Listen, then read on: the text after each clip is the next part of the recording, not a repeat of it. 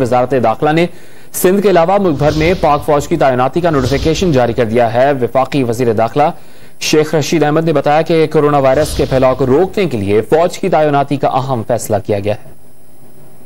23 अप्रैल को वजीर आजम पाकिस्तान इमरान खान की क़यादत में एनसीसी की जो मीटिंग हुई, जिसमें यह तय पाया गया कि कोविड-19 के एसओपी पर अमल दरामद के लिए फौज की खिदमात दी जाएं। वो फौज जो हमेशा सैलाब, जल्जला और आफात में अपने मुल्क और कौम के साथ खड़ी हुई, उन्हें तमाम सूबों में ये जिम्मेदारी दी जाए।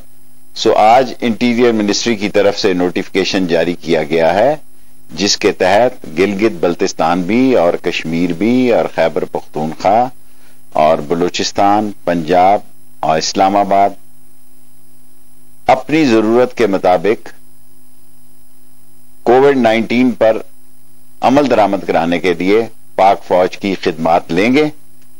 सिंध इसमें अभी शामिल नहीं है और ये एक बड़ा फैसला है, क्योंकि हमारे पड़ोसी मुल्क हिंदुस्तान में 3.5-4 लाख रोज के केसेस हो रहे हैं, जहां पर के शमशान घाट और कब्रिस्तान एक हो गए हैं। ऐसे आलम में पाक फौज के जुम्मे ये खिदमात जिम्मेदारी दी गई है ताकि कोविड-19 पर सही तौर पर उसके एसओपी पर काम हो सके, और इस नोटिफिकेशन को आज वजारत दाखिला ने जारी कर दिया है।